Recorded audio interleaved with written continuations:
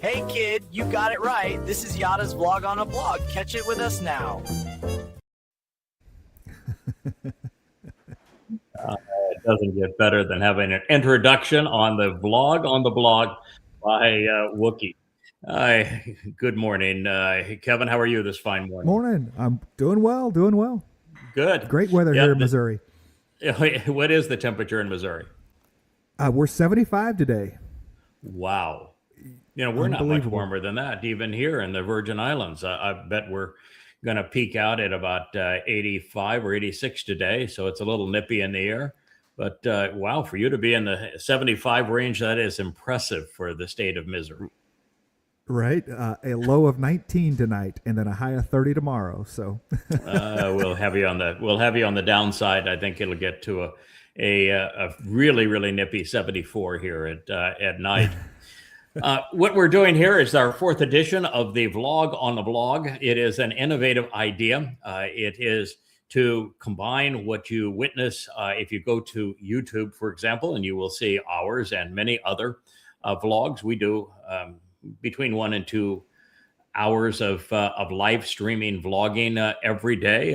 It appears on probably a dozen social media channels, but YouTube is the prominent vehicle that most people watch vlogs, which is a video presentation.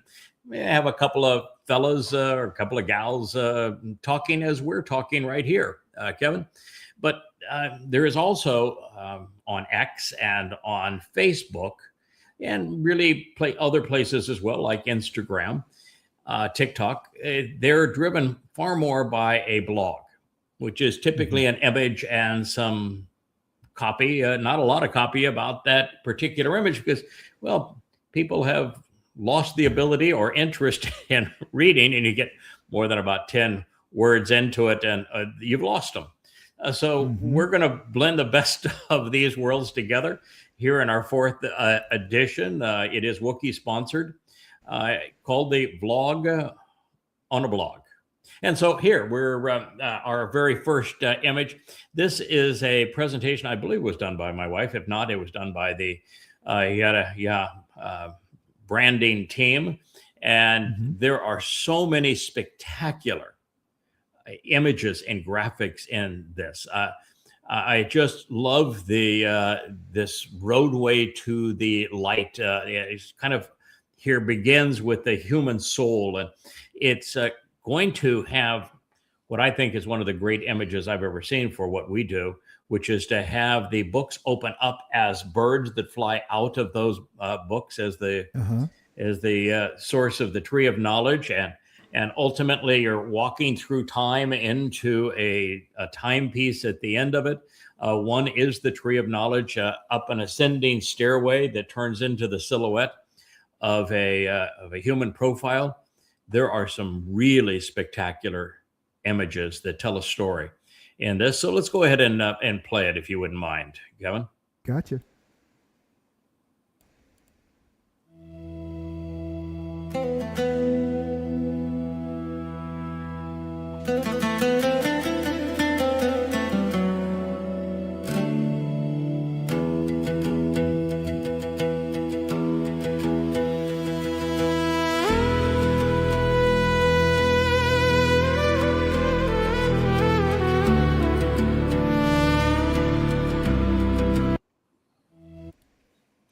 Pretty spectacular. One of the things that it's trying to convey is that, well, the universe is somewhere around 15 billion years old, and I know that they would like you to believe that it's 13.8, and they've measured it. They picked the wrong temperature for court confinement, and the Webb telescope is now demonstrating conclusively that the universe is older than what they had previously calculated, something I've said now for almost 20 years.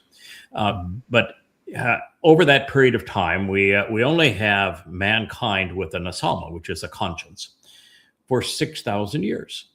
Yeah. And we are just 7 years and 9 months away from the end of time as we know it. Literally from the end of time as we know it. Yeah. There will be a continuation from that point on. We'll have 1,000 years in Eden, and then we enter the 8th octave, where we go off and explore the universe. But that is not an expression of time as we currently know it, because quite frankly, time does not flow when you become energy. So when our souls are enveloped in light and energy, we will experience time in an entirely different way. So on the experience that we have now in this ordinary flow of time, up to the time that we are admitted to Gan Eden, and a lot of these pictures are trying to show you that. That's why the image goes to the garden here. This road leads to the garden. We're being invited back to Gan Eden on Sukkah in 2033, year 6000 Yah, October 7th. And so you've got, well, less than 8 years to come to understand who Yahweh is, what he is offering, what he expects in return. The best place to do that is here as part of the YAHOWAH vlog, or the vlog on the blog, or the blogs at our various social media outlets. But most importantly, go to YadaYahowah.com, where you can read the 35 books that explain what God is offering to us and how to capitalize, because you're going to have to read diligently now to catch up, because there's just so little time remaining. So let's just play it one more time with all of that thought in place, and we'll move on to the next image. Gotcha.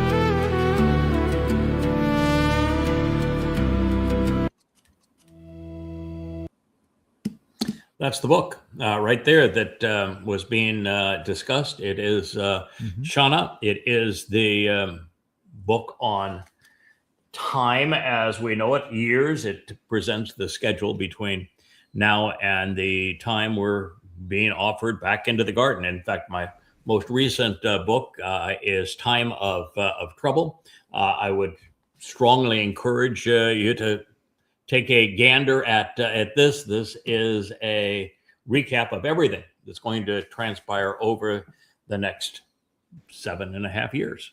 So no one will be called news today, as you say. Pardon? Yes, tomorrow's news today. News today. Yeah, delivering tomorrow's news today. This is one of the services we are providing here on the vlog on the blog. I'll let you go to our next. Thank you.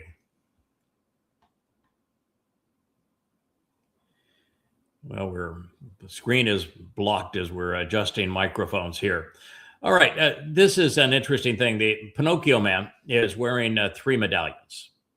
I don't know if you can see them here. It's maybe too small, but the 3 medallions on Pinocchio man are the Abrahamic religions, Judaism, Christianity, and Islam, and it says lies and more lies. And this is really the truth of the matter, that if it were not for lies, there would be no religions. Religions are all based on catastrophic and debilitating lies. Judaism, the lie is that an oral Torah was given at the same time that the written Torah was delivered. And that is just not true. The Talmud is strictly a man-made device, and it is in many, many ways contrary to Yahweh's instructions, and that over the years, rabbis have just gone crazy with their rules and regulations and their interpretations. And there's really no group of people more dangerous to Jews than rabbis. Yeah. And the sad thing is that if we're not for rabbis, there would be no Christianity or Islam. Rabbis trained Paul to cherry pick passages out of context, misrepresent them, twist them to his liking, and to lie to people, deceive them on that basis. That is the essence of Christianity. And the Quran literally does not exist if Muhammad had not been allowed to purchase Talmud readings from the rabbis. The reason that Islam is a religion today is that Muhammad bought Talmud readings from the rabbis. So as you are bludgeoned by the likes of Alaska Flood, and will be bludgeoned again by Alaska Flood 2.0, You can thank the rabbis, otherwise there'd be no Islam. So it is a pile of lies. We are exceedingly anti-religious here, and that is because God despises religion.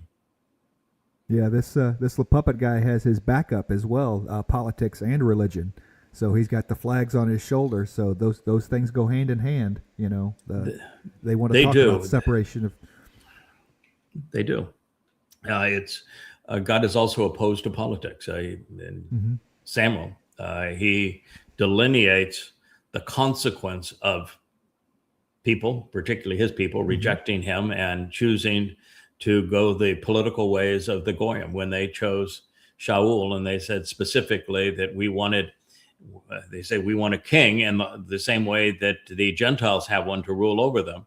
And Yahweh came up with the 12 points initially. It says, if you choose to go this way, these are the things that will happen to you forevermore, because you have chosen to reject me. And this is the thing that a human government scheme is going to deliver to you. And it's tragic. And we've seen that Yahweh was right. And for the most part, too, when you get into monarchies, as are prevalent throughout the Islamic world, what you find is they become criminal enterprises. They're personal estates. And that's what God said, is that people who are empowered are going to rob you of everything. They're going to tax you. They're going to take your produce, and they're going to take your sons, and they're going to deploy all of this as weapons of war to conquer other people and to ensure that you can't revolt against them. And they will then bribe an inner cadre of people as priests and as generals to support their confiscation of power, their ability to control you. It is a terrible thing, and God is absolutely opposed to religion and politics. And I remember the first time I read that translation of Shamuel. It was stunningly accurate about the taxation and giving it to his friends and sending your sons off to his wars. You know, it was like, wow. Yeah, it's exactly. That's where we find ourselves. And nobody ever talks about it. I mean, I think we may have been the first. And of course, you can't talk about it if you're a Christian, because Paul writes exactly the opposite. He says that the government of Rome is godly and it's standing up for you, and it was appointed by God, and you should submit to it. He's saying exactly the opposite. Render unto Caesar. Goodness. Yeah, render unto Caesar. He is saying the opposite of God's point of view. So the religion of Christianity is torn asunder by it. And of course, rabbinical Judaism is also torn asunder by it. So it's and of course Islam. Allah's decree is that whoever is the king over you, you must obey. You have no choice in the matter in Islam. So Yahweh's declaration through Shamuel is pertinent against these religions. Yeah, in fact, one of the the saddest thing of the whole thing is when Shamuel was trying to deal with the rejection of Yahweh's Torah as the constitution for his people. And when they chose, instead of a shafat, a judge, to resolve disputes when the people had issues, Shamuel said, I have obviously failed. I'm very sorry, Yahweh. It's my mistake. I apologize. I don't know what happened, but clearly I failed. And Yahweh said, no, you didn't fail. They didn't reject you. They rejected me. That's, I guess, one of the reasons that Jews don't like to consider Shamuel. The declaration of Yahweh against politics and against religion throughout is that God says, no, they're rejecting me. Yeah, but they rejected Moshe, and God says, yeah, they're rejecting me. Not a good idea. He happens to be God. Yeah. So it's really tough to find an alternative to God. Now that's your home right there, isn't it? That's YadaYahowah Blue Channel. Yeah, I lost video for a second. Yes, we do. You are frozen. We still have audio, but we can't get any movement. Okay, we'll take it a moment. I'll just keep on yabbering while you've got that. But we've recently rebranded all of our YadaYahowah YouTube sites. We have red, we have blue, I think we have purple as well. So we have a number of sites on YouTube, and this is one of them. And we made the announcement of this program on it. We're still trying to figure out why we lost audio out there in the hinterlands. While we're doing that, I do want to send some well wishes to a dear friend of mine. He is going for his first radiation treatment for the Big C today. It's going to be, I'm sure, a very unpleasant experience, but he has been a trooper through all of this. Amazing attitude, amazing character, amazing fortitude. A great man that's going to experience the first of, I think it's almost 40 of these treatments over the next 2 months. So it's going to be a rough day for our good friend Kirk. And we send him all of our best wishes. All right. So here we have you back, Kevin. We have audio too for you. So. Okay. I think so. E = MC squared is of course something that this is the good and bad of it.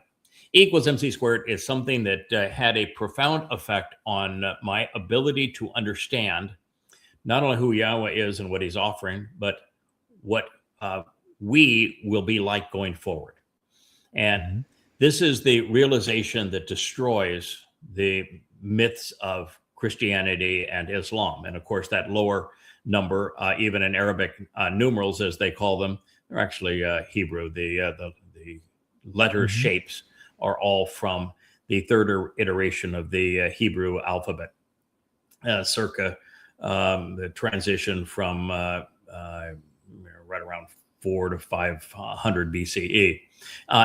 Anyway, the reason this is important, energy equals matter, mass, times the square of the speed of light. And the reason this matters to us is that what it says with that equal sign there is that energy and matter are the same thing. They're equivalent. It's just that energy is far greater than matter, because you have to multiply matter by the square of the speed of light, which is a energy, of course. As you know, light is energy, but that means that matter is simply a lesser form of energy. So once we are transformed, once Yahweh has taken us out of these physical bodies, because the physical body is a total liability. That's why the Christian myth of God being a man is absurd. That's why all of God wouldn't fit into our galaxy, much less our solar system, much less this planet, much less a man. It's the dumbest idea ever that you're going to make a God a man. It's just utterly stupid. And then you have this man so feeble that you have men able to kill your God. That's even more stupid. But then your solution for that is a bodily resurrection, which is dumber still, because what you want to get rid of is these bodies. For you to exist outside the constraints of time, for you to get off this planet and be able to explore and do anything, for you to enter God's presence, you have to get rid of these bodies, and your soul has to be enveloped in energy. And so you think about God constantly telling us through the benefit of Bikurim and then Shabuah that we get a double-fold increase in a 10 times, not at 10 times, 10 to the magnitude of 10 power increase in enrichment and energy and power and capability as a result of these harvests.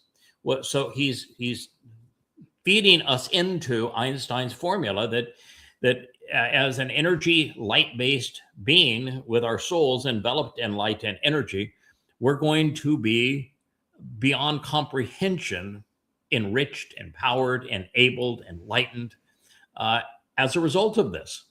And it also means that going forward, when we want to gather around a campfire and celebrate one of the Moed Mekre, or just sing songs and enjoy one another's company, or go off exploring on a planet someplace, we will be able to transition some of our vast amount of energy into matter again to explore within the construct of time and be able to enjoy these things, to have a mouth that can express sounds and eyes that can see light and ears that can perceive all of this.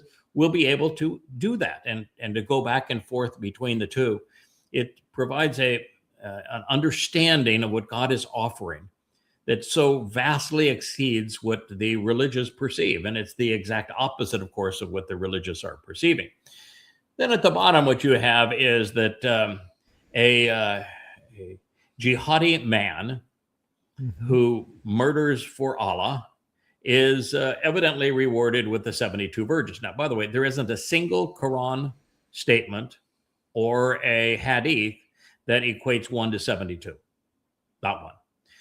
What they all say is that a jihadi terrorist, which would be a good Muslim who goes off and follows Allah's order to kill, if he dies, then he goes to Allah's paradise, where there are multiple virgins, both boys and girls, virgins, not boys for girls, boys for boys, and girls for boys that are perpetual virgins.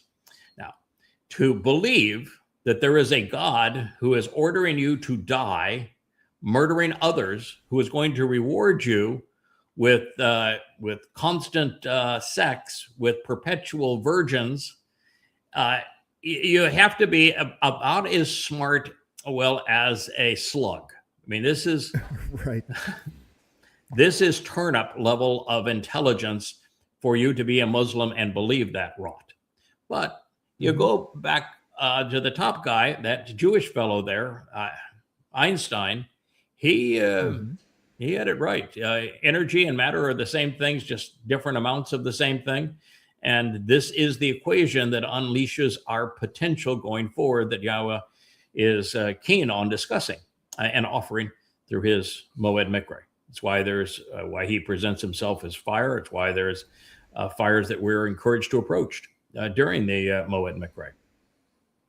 Yeah, I think it's the failing of folks so focused on a three-dimensional bodily existence, not keeping your eyes on what comes after, that it's so much more that a body won't matter. I mean, the greatest thing you can think of for your forever is unlimited sex. I mean, that's the greatest, the peak of what you can think of for what you want to do for all of time is sex. You know, when I think those of us that are a little higher brow, I guess, are what, you know, we're getting out of the body. I don't want the hormones that go with the body. I don't want the things that go, you know, so I can go do what comes next. A focus on what's beyond this, you know, and it's beyond all of that. Yeah. Certainly, I've got nothing against sex. I think it's highly recommended, but it isn't the epitome of all things. It is a wonderful expression of love. But virgins are conquering virgins, and a regular supply of virgins that are there for you to control isn't an expression of love. It's not even sex. Right. It's the oppression of women by men being promised eternally, and of course, it's just stupid. The better realization is that with all of the talk of Elon Musk and us becoming a multiplanetary species, never going to happen. It's absolutely impossible. And there's lots of reasons for that. The earth was specifically created such that it was conducive as a protective enclosure for life. And it is the only place that we have ever seen that is so designed. And because of the vast distances that are involved and the toxic nature of something outside of the magnetic shield of this planet and the atmosphere of this planet and the perfect gravity and temperature and all of those kinds of things in the atmosphere, we are never leaving this planet to live anywhere else. We are never going to send men to live on Mars. We could, as a stunt send men to die on Mars, and die they will, but we are never going to send somebody to live on Mars and come back to Earth. Never going to happen. And it's flat out impossible. And the same thing is even true on the moon. And the moon's only 3 days away at our current speeds, but no one's going to live on the moon. It's way too toxic to live on the moon. And there's no purpose in it. If you want to have something that's sheltered from a nuclear war, dig a damn hole in the ground, and then the gravity and everything else is conducive for you. You got water, you got oxygen. You can make it go. But the next star, the fastest we have ever traveled in a human device, not even with men aboard, just with a robotic device, it would take 70,000 years. 70,000 years to get to the nearest star. Right. Humans are never going to visit the next star. And the next star is, they're red dwarfs. It's a trilogy of stars that kind of dance around each other. Alpha Centauri, Proxima Centauri. And they're red dwarfs. They're way too volatile and too underpowered as stars to have a planet around them that is conducive to life. So you're just never going to get there, ever. So you might as well accept Yahowah's proposal. He has a proposal that can take you to the entire universe with E equals MC squared, because when you understand that the cosmic speed limit is the speed of light, nothing can ever travel faster than the speed of light. Impossible. And it is the governing force of the universe is the speed of light. He's right. That C is the governing factor of the universe. And there is no warping it. There's no wormholes. You're not going through a black hole and coming out the other side. It's just utterly stupid. It's the stuff, you might as well be religious if you're going to believe that kind of stuff.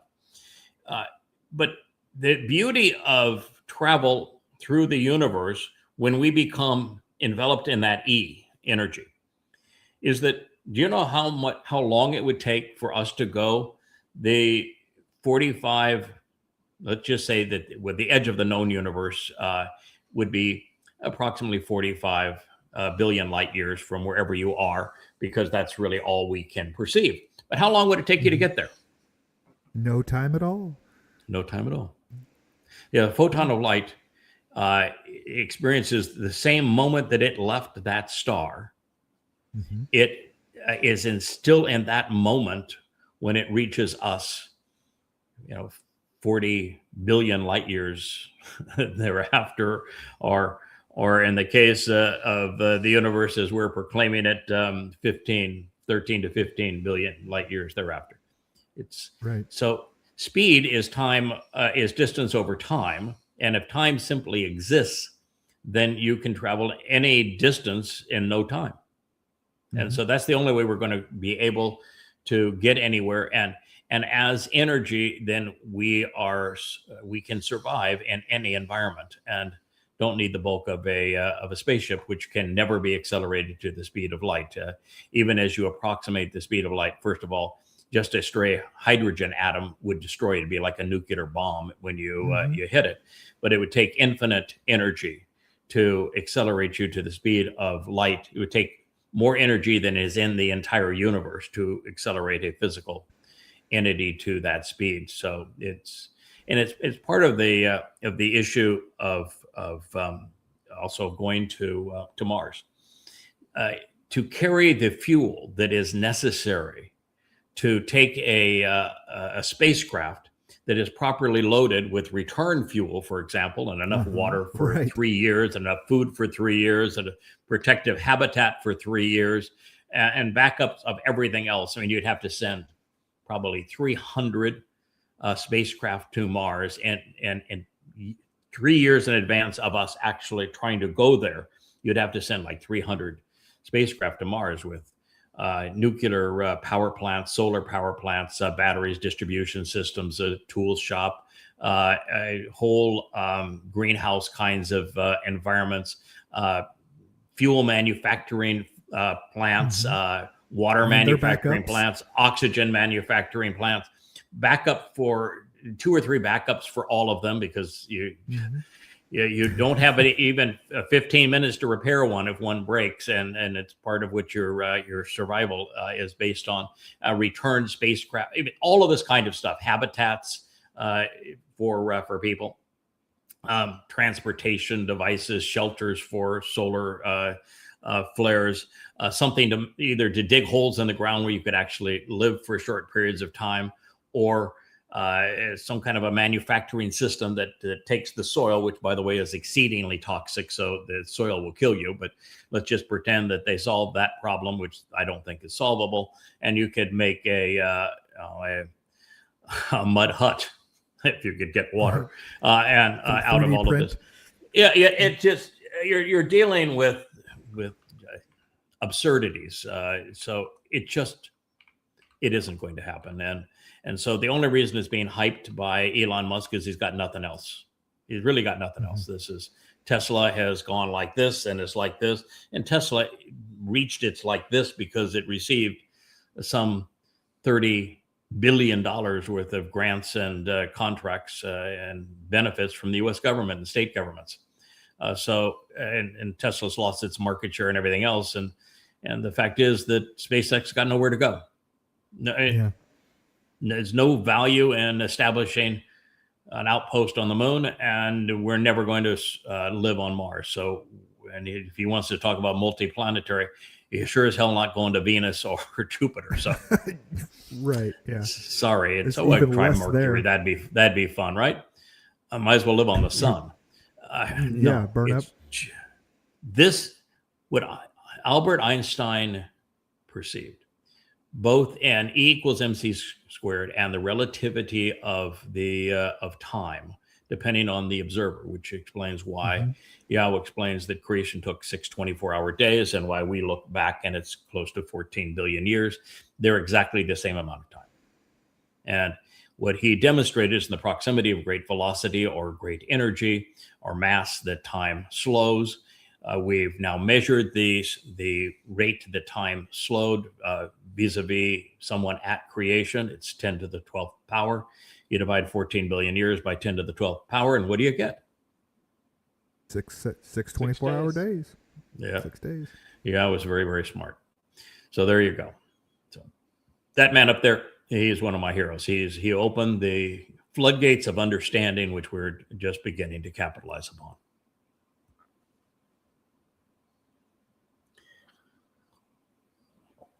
So why do you think, Kevin, that I have posted something on Greenland? Greenland? Yep, that's Greenland right there. Yeah, it's the 51st state. That's the dumpster. That is correct.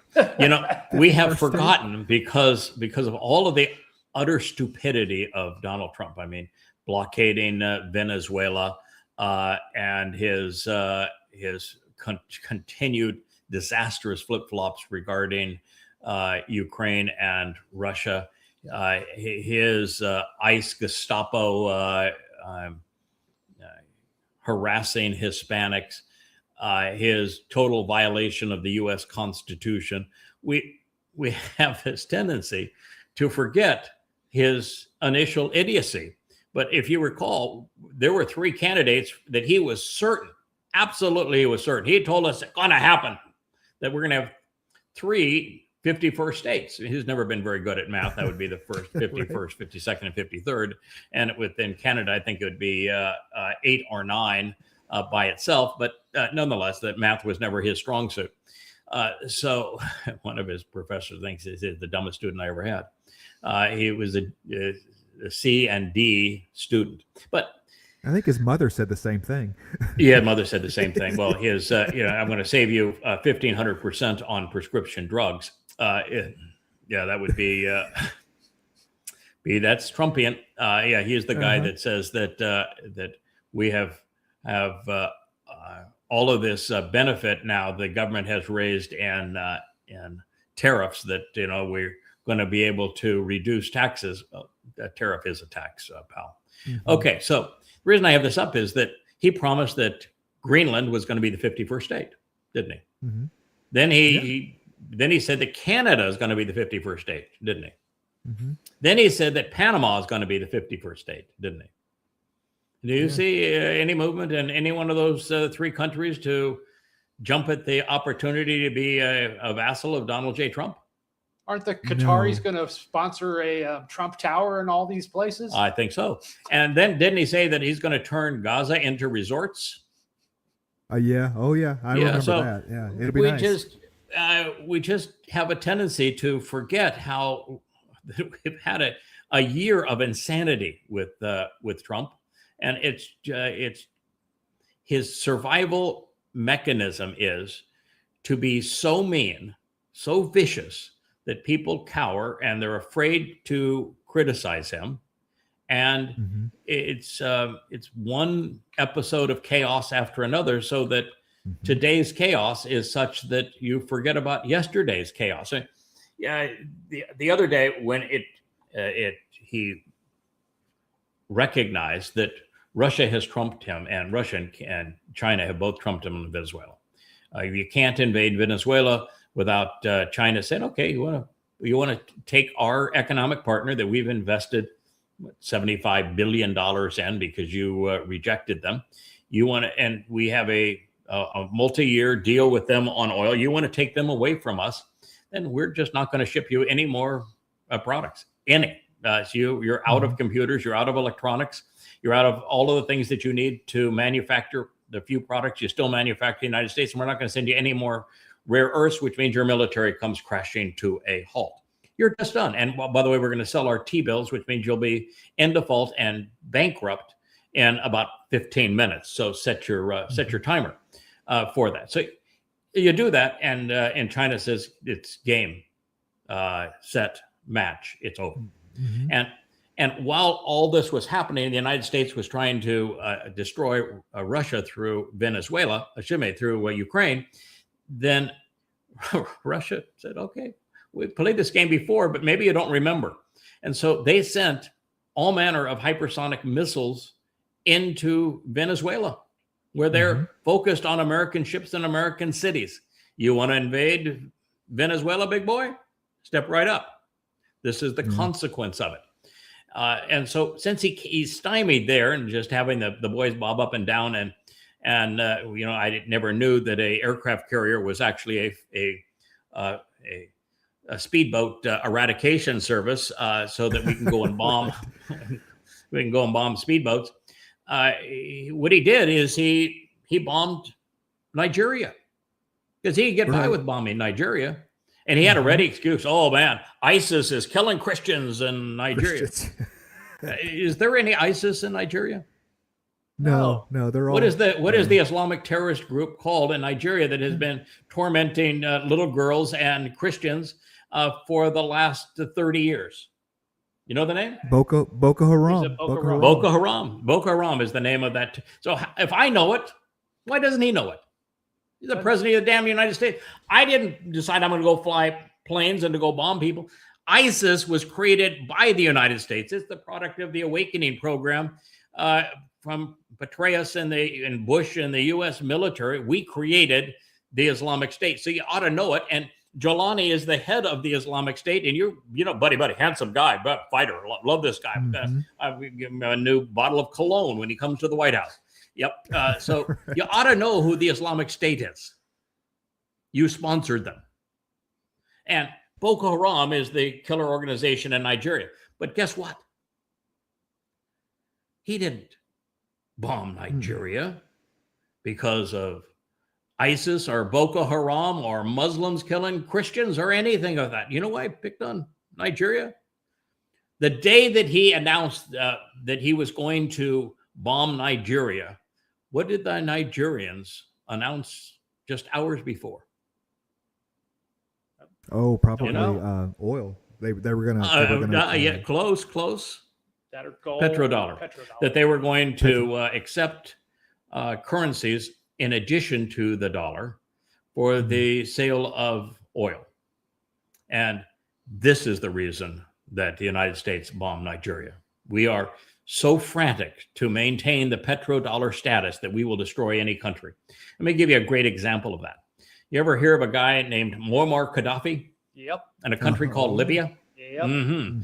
Well, you know why Libya was bombed into the Stone Age by the United States, and why now it is a completely failed country where the only product that they're actually have figured out a way to economize is slave trade, women as slaves. Why is Libya in that condition?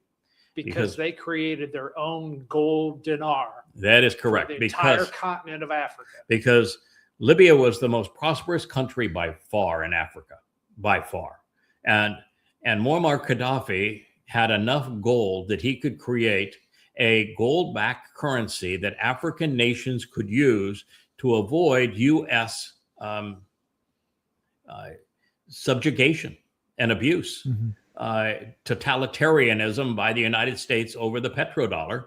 And he said, you don't have to buy and sell in dollars. You can buy and sell in this gold-backed currency.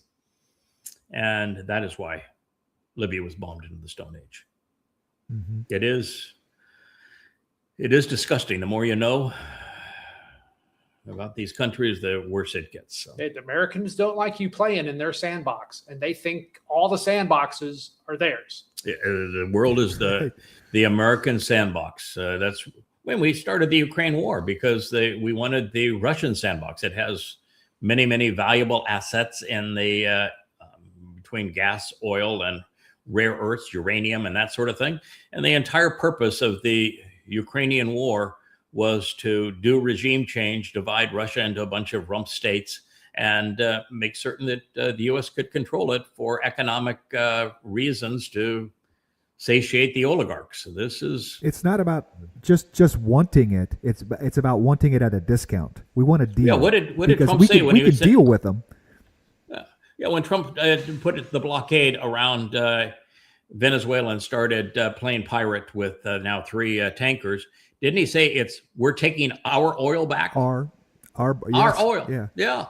So it's the U.S. is claiming that the world is theirs to plunder. It's like we're going back to Muhammad and Allah. This is the ugliest face on the planet. Maybe the dumbest woman on the planet. Maybe the most vile, representing the most disgusting institution on the planet. And if you could go up there too and open my comments there, it's a little bit blurry, but I would.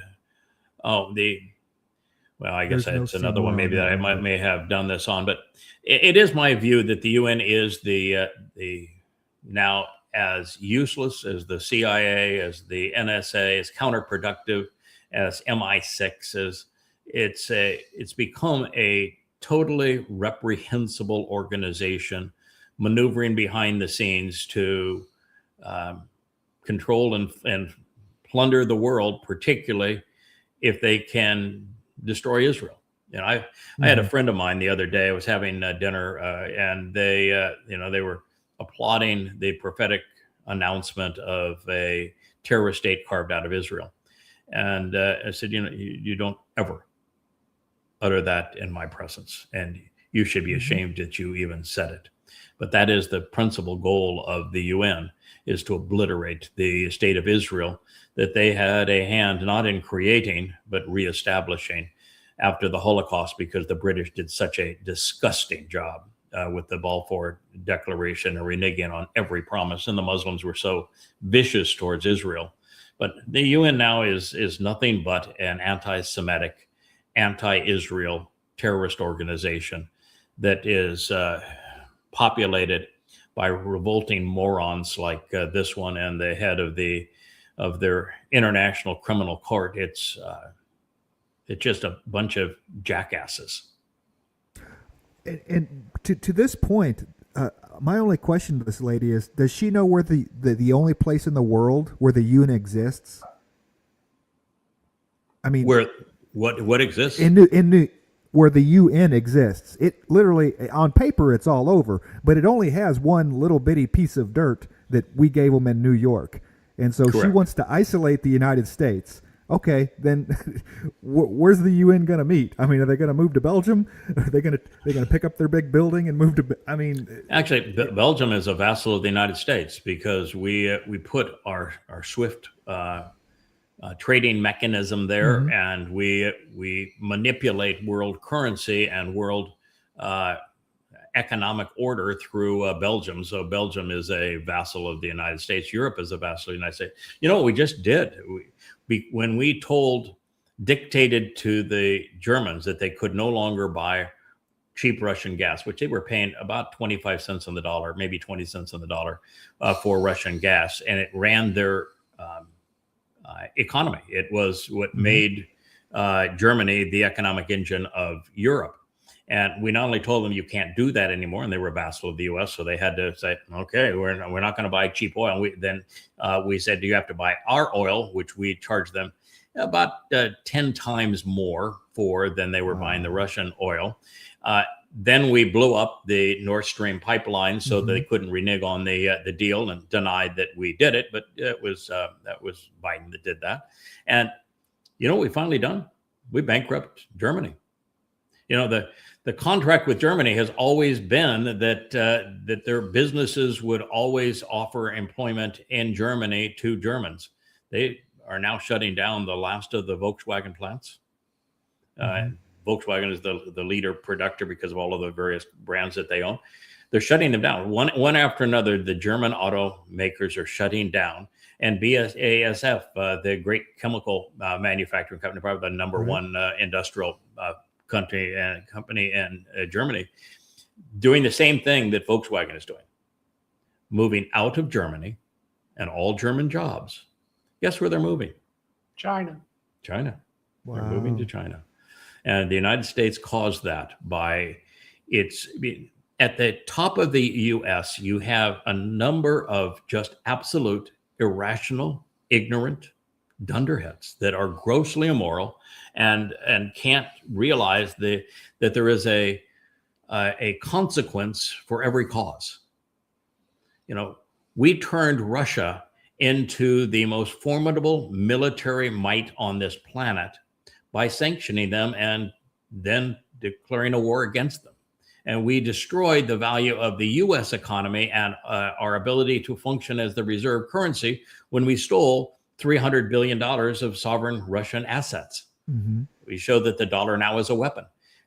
These morons are so grossly immoral. And this is America. If you're a patriotic American, you need to have your head examined. We are exceedingly evil in what we're doing. So anyway, I thought you ought to know.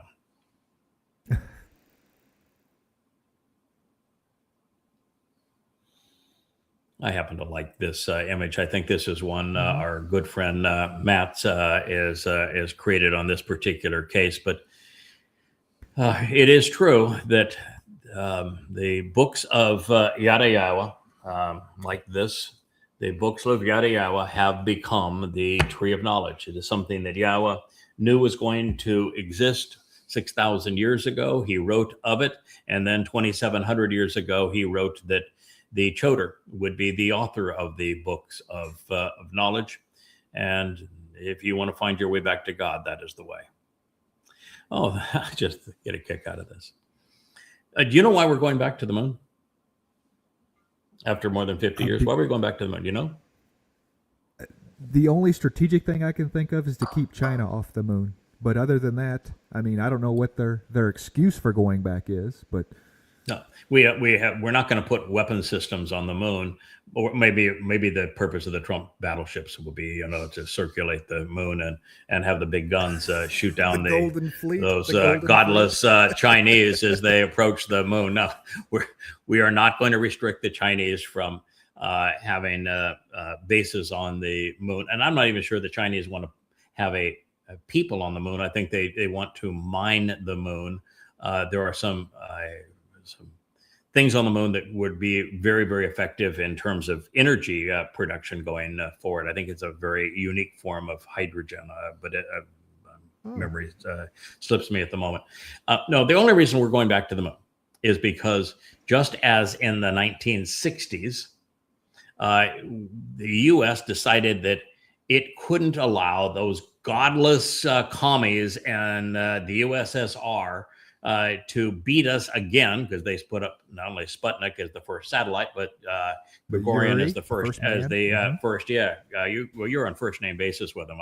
I don't know him that well, but you must be older than me. I don't know. But anyway, you had to put on Yuri around the Earth. That they beat us, and it was embarrassing for the United States because it was capitalism versus communism. So JFK, who I actually like, I think he's an interesting fellow, a pretty bright fellow, by comparison to the current inhabitant of the White House. He was brilliant.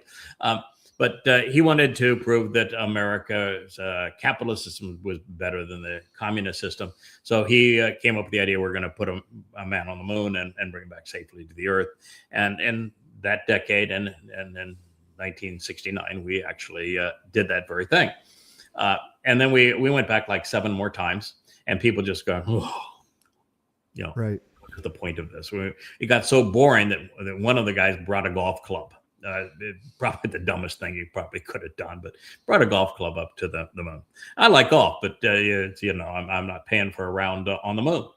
And so we just said 50 some odd years ago, that's enough. That's a waste of time. And there wasn't any purpose other than for us to brag. Boy, we're great. That was it. Bragging rights. It's like saying, okay, we have to go climb Everest because it's there. Okay, the moon is there. Let's go put footsteps on it. But what do we get for those footsteps? Nothing. Yeah. And now it's the Chinese. The Chinese have a really robust space program now. The Chinese are beating us in every possible way. And the Chinese are going to beat us even in this case. They know exactly what they're trying to do with the moon. And it happens to be very different than what the U.S. is trying to do. We just want bragging rights that we can get back there. But here, this is said, a historic space milestone awaits. Now, how can it be a historic space milestone when the milestone is sending humans further from the Earth than anyone has traveled in over 50 years? Because, well, we traveled that exact same path 50 years ago, which means it can't be a historic space milestone, can it? No. Maybe AI was deployed to write the headline. Right. But the only reason we're going is because the Chinese have announced that they're going to do so, and we need to beat those godless commie Chinese because our egos won't handle anything less than that. But no, it is a waste of time. One of the reasons that there are a number of reasons humans can't live on the moon. One of those reasons is the regula. It is electrostatic and so sharp that you can't get it off of your apparel. It destroys everything. The electronics, the aluminum that shields these things, their spacesuits everything gets torn to shreds with this regula. And it's electrostatic, which means you can't get rid of it. And an astronaut to breathe it, it's deadly. And it's contaminated with all modes of toxic material. And so the regula alone is deadly. And then to be on the moon, the only way you can survive on the moon is in a cave.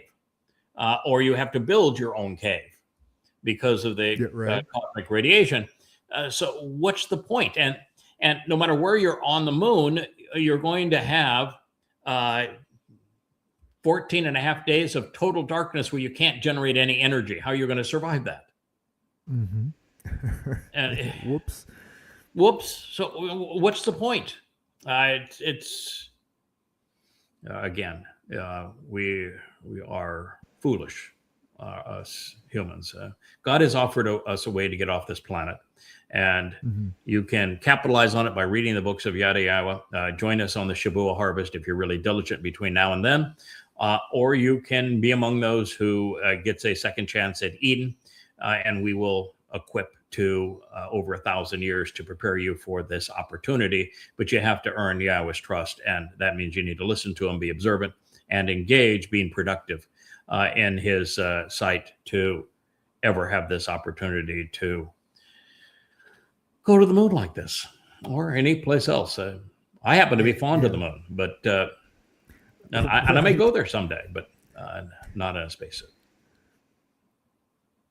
No, no. There's a, like you said, I think that when you see everything that the universe has to offer, that our own little, rock right outside our own backyard is okay. Yep, I was here, and then you move on. This is going to be home base for us for, I think, actually, many, many hundreds of billions of years. Ultimately, this universe will die of entropy. Everything will go out. And so God is going to create a new universe long before that happens. And we're going to get off and have an opportunity to explore this one. And there are clearly the opportunity to create the estimate was, as of a month ago, that there's 2 trillion galaxies. It was 2 billion galaxies not long before that, but now it's 2 trillion galaxies. And the most recent analysis of Webb's photographs is that, it could be more like 4 to 40 trillion galaxies. And that's only to the threshold that we can currently perceive. So there's a lot of opportunities out there. This is just a simple statement. Actions speak louder than words. You can apologize all you like, but if your actions don't change, your words are meaningless. With YAHOWAH, it is that your actions speak as loudly as your words. You have to be right with your words. But if your devotion to engaging and working on behalf of YAHOWAH does not follow and is not consistent with your words, if you are want to have words which are mixed with truth and lies, and then you go and you say, well, here's my site, and I'm going to hide that site, but I'm going to have another site that disparages things, but you just can't do that. You can't be like Adam was in the garden, where you don't engage. So God is very much into talk the talk and walk the walk. And I don't think there was anybody that exemplified talking the talk and walking the walk more than Moshe and Dode. But that is what's required if you're going to engage with God. You got to be able to talk the talk and walk the walk. And you can't talk the talk unless you've listened to YAHOWAH and closely examined his testimony for a very, very long time and have been exceedingly thoughtful about it. Yeah, you have to know the material before you want to get out there and start mixing it up with people and trying to help other folks, because you're not helping. Being from the show me state, I can understand this action speak louder than words. I kind of grew up with it and live it. That you will always know folks by what they do and not what they say. So I can definitely get behind this understanding.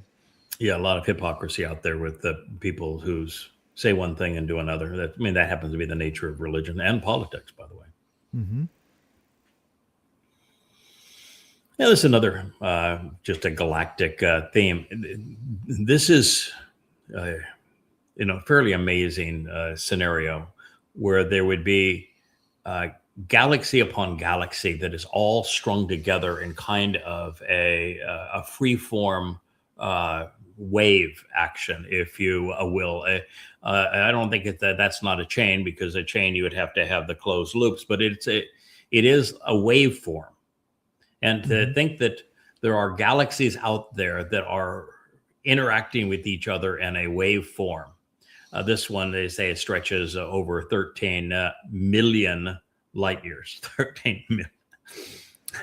The nearest, again, to put in perspective, the nearest star to Earth is 4 light years away. And it would take us at our present highest travel speed 70,000 years to get there. And this little thing out here, this little wave of galaxies stretches over 13 million light years from one end to the other. It is one of the things that is very unique about the Milky Way, which is what we call our galaxy. And that's because it appears that way in night skies, is that it is in a bubble. There is nothing near the Milky Way.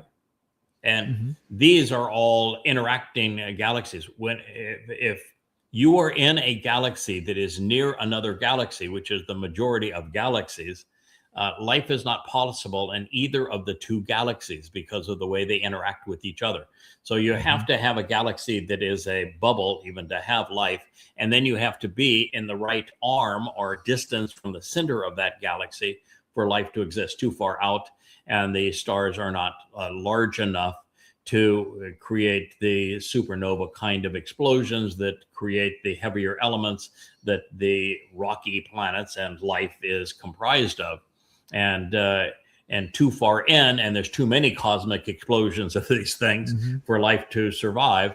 But the same thing is true even with interacting galaxies. So we are in a very unique situation with the Milky Way being distant from other galaxies. It's in a bubble, and we're in the perfect distance from the center of the Milky Way galaxy, but not too far out for life to exist. And we happen to just be lucky, and we got the perfect size and nature of the sun. We're neither red nor blue, but yellow, and the middle size, and life can function around those. Yeah, I liken it to the Earth as a crib, and then with this bubble being the room that the crib is in, in the house. So it's the nice safe spot for whenever, for the kids to grow up, and when they get bigger, then they can go out and play in the rest of the universe. Yeah, my view is just go ahead, finish your thought. Oh, this free form. I wonder that if it only appears free form from our perspective. Maybe it's more of a double helix formation or something like that we're just so close to it, or the angle we're able to perceive it at, that it's probably not a free form, that it's not something that's just happening. I think it's something that has a definite purposefulness to it, that waveform. Think for a moment how far that has to be away for us to first see it through the Webb and infrared. I mean, the reason that Hubble doesn't see these things is Hubble is receiving visible light, and that's just a tiny percentage of the light in the universe. Most is infrared. So Webb was designed in infrared. For Webb to be able to picture that, think about how, and that is a photograph of something that is over 13 million light years in length. How far does that have to be away from us? I mean, we're talking about in the range of many, many billions of light years away from us. And therefore, what you're looking at doesn't exist. Not anymore. Not anymore. It doesn't even exist anymore. Right. Not by time standards. No, it doesn't even exist. Yes. The light, if the light left that thing 30 billion light years ago, it doesn't exist anymore.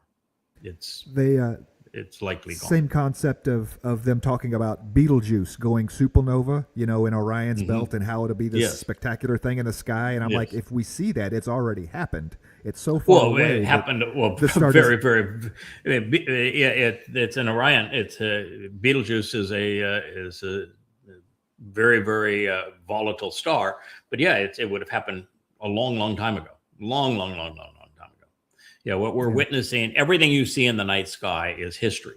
The closest thing that you have to being current is the moon. The moon is delayed about 1.3 seconds, but everything else in the night sky is history. So it's a very different thing. The one way that you view the Earth as our crib, I've actually now viewed the Earth as Eden. That Eden is a microcosm of the Earth, and the whole story of Eden with Gan Eden. Gan means a protective and enclosed garden. We get back to the garden on Sukkah. Sukkah also means protective and enclosed garden. And so what God is telling us is that ideal conditions without religion, politics, conspiracy, anti-Semitism, militancy in Eden long ago is what he's going to fashion for us to return to on Sukkah here in less than 8 years. But that the Earth is like Eden. It is a environment that has been created that is shielded and protective and enclosed, such that it is conducive to life. And So it was specifically designed for what we are enjoying. And this is our little spaceship. And you don't like this spaceship, then, well, I'm going to tell you, Elon Musk is not going to provide one that is better. No. He's, by the way, getting a God complex. He has now said that that the SpaceX, his new spaceship, is equivalent to the conception of life on the planet. Oh, I saw that post. Yeah. Yeah. That, Boy, he's getting a little it's big for his important. britches, I'll tell you that. Mm-hmm. This is interesting. So CERN is now publishing what God said to us. Now, he revealed this 3,500 years ago, but he would have made the announcement regarding this 14 billion years ago. So CERN physics have just discovered that fragile matter, and matter is fragile, forms after the chaos, not during the chaos. Now, this is part of our difficulty, scientific difficulty of trying to age the universe, because prior to the existence of matter, which is a form of energy, a diminished form of energy, prior to the existence of energy becoming matter, time simply is. It cannot be measured because it does not flow. So you cannot age the creative aspect of the universe prior to matter coalescing from energy, because matter, when you become a material being, time flows. Prior to that, it just simply exists. So that's the first aspect of this that is telling when you want to understand where we are in the overall flow of things.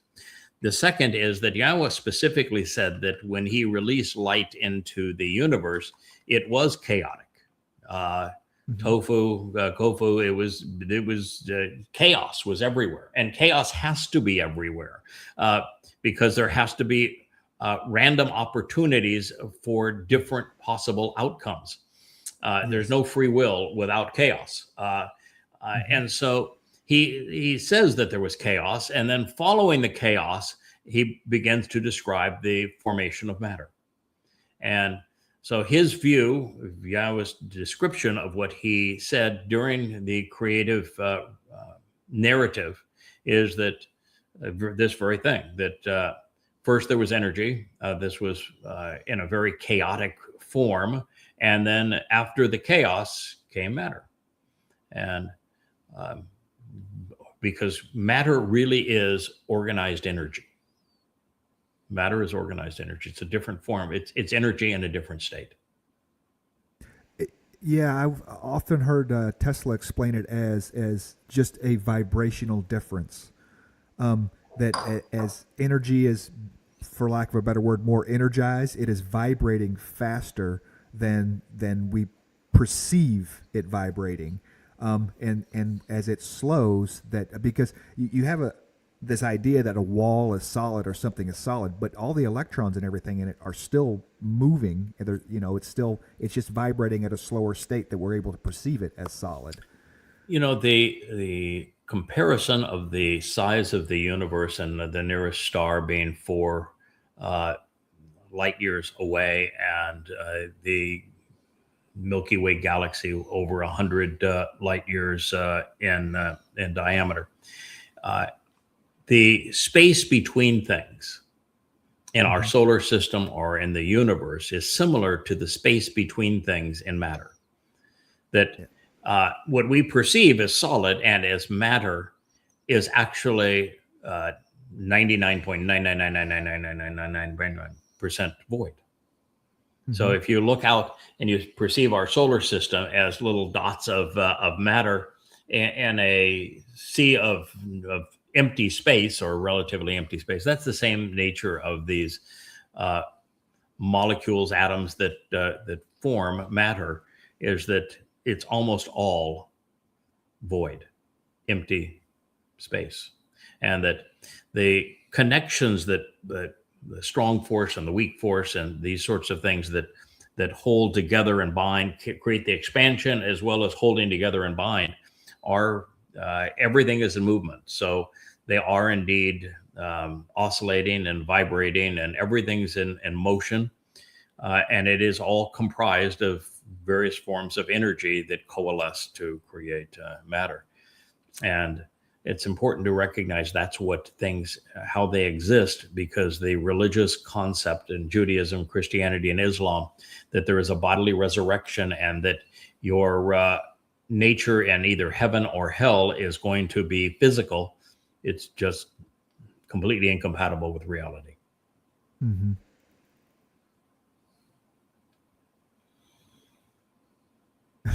Say no, flipper. I'm suggesting here that the blowfish is the gateway drug for the dolphins. Yeah, I don't know how many people know this, but it is true. Dolphins are really a lot of fun. I've swum with dolphins in the Florida facilities where, you know, they have dolphins that you can ride and play Mm-hmm. with for hours on end, and you pay for the experience to be, you know, 2 or 3 people, a family, playing with dolphins for an hour. And I've done that, and that was really fun. But the thing that I've done with dolphins that is even more fun is I've gone off. Sometimes you see Buck Island when we're doing the ocean studio out there. Gone out to Buck Island and Cara, which was our yacht, which we've subsequently sold. But when we went out there, there many times when we were out there, there would be a pod of dolphins. Males, females, and young dolphins that would swim all around our boat. You could jump in the water and you could swim and play with wild dolphins. And Mm-hmm. they are really inquisitive. They're fun to be around. They're come up right to you and allow you to touch them. And they want to play. They want the interaction. It was interesting that during the time of COVID, when people stopped going out to sea as often and interacting with the dolphins Mm-hmm. actually brought peace offerings to docks. They would take a fish and throw it up on the dock, or a piece of coral or a sponge, and they'd throw it up on the dock and say, you know, we miss you. Come on, guys. Let's have some interaction. But here there is a narcotic that is in a lot of defense mechanisms have this in nature, but there's a narcotic, and the dolphins do pass it around, and they do get intoxicated with the narcotic. Wow. So It was. Be careful. Don't chew on the pufferfish. Don't chew on the puffer. What was the Finding Nemo? It seemed like the sea turtles were the ones that were probably using the most drugs in Finding Nemo. He just had that surfer talk. You know, that it wasn't a real productive sea turtle. Anyway, never thought of dolphins. I was never an expert on Finding Nemo. No. I must There's have one missed thing that one. Yeah. I do well. It's multimedia. So Okay, that's it's nice to be versed in it. The Something. Babylonian bee. You know, sometimes the Babylonian bee is very, very good at sarcastic humor, but there's times that you wonder what in the world they're talking about. But anyway, go to your church, you heathen, which I don't know. I don't understand the byline, but the fact of the matter is, there is no book associated with God called the Bible. Bible is from what Hebrew term? You know? Babel. Babel. That's Babel, correct. yeah. Yeah, Babel. It means with the Lord. The Lord is Satan. Babel is the Hebrew word for Babylon, which God tells you to leave, which ought to be a good clue. And it means to intermix and to commingle truth and lies, religion and politics, that sort of thing, to confuse and confound. So Bible is a really, really, really bad term, particularly when you take books that don't belong, like the New Testament and the books that were satanically inspired that are still associated with the books that God actually inspired. Very bad thing, very bad title. So God does not have a Bible. If you're using the term Bible, you are confused and you're confounded. And holy, do you know what word? That's also a Hebrew word. Do you know what it's based on? Choli. Chole means to be, to be diseased, to be infirmed. So it means to be sickened by Holy Bible. It means to be sickened by the intermixing and commingling of that which confuses and confounds. So dear to my chest, no, that is exactly the opposite of what God wants. God has a Torah, and the Torah, which means teaching and guidance, permeates his prophets. The Torah is prophetic, and the prophets contain Torah. So he has a singular message conveyed through the Torah and prophets. And he never uses the term scripture, which is Latin-based, and he never uses the term chole or holy unless it is to demean it. And he uses the term Babel a lot, but it's also used in a derogatory tone. So that's a very bad idea. I also said on a program not long ago that church doesn't actually appear even in the rotten Christian New Testament. There's no word for church, not even close. Church is not a translation or a transliteration of ecclesia. And the term that used in the Christian New Testament is ecclesia. It is from ek and ecclesia. Ek means out, and ecclesia means call. So call out. It is not to, So No. so there is absolutely, there is absolutely no word even remotely akin to church. The actual basis of the name came from Church, which is the goddess of the Germanic religions, daughter of the sun is Church. We get a halo and circuit and circus from Church. It's the word that we get, all derive the English word for circus, circuit, and circle. Circular reasoning, for example, comes from church, but there is no church, and that line that is so essential to Christianity cannot be found in any manuscript of any one of the books of the Christian New Testament prior to Eusebius and Constantine in the 4th century, which is upon this rock I will build my church. That line does not appear in Mark, does not appear in Matthew, in any one of the pre-Constantine manuscripts dating to the 2nd, 3rd, and early 4th century BCE. And after Constantine and Eusebius, there's just almost no correlation between what was written and what they wanted to promote. But that line, upon this rock I will build my church, was actually written by Eusebius on behalf of Constantine in the 4th century. So that's how far off you all are on going to church and carrying a holy Bible. Every aspect of that is intellectually insane. He just says, That's what we have you as part of this program, Kevin. It's for my. I'm not. Okay. I'll work on my segues a little better. I'll learn how to segue a little better. Segue. Hey, remember back when the Segway was going to be the future of transportation? Oh yeah. Well, they had the. We had entire security staffs. They bought hundreds of them. Hundreds of Segways. Your security staff. Wow. At several of our customers. Yeah, they were all over Kansas City for several years. Oh yeah, Segways. Yeah, that a crazy thing that you stand on and and boy, you never even see one anymore. I mean, maybe you could buy one in an antique store, could you?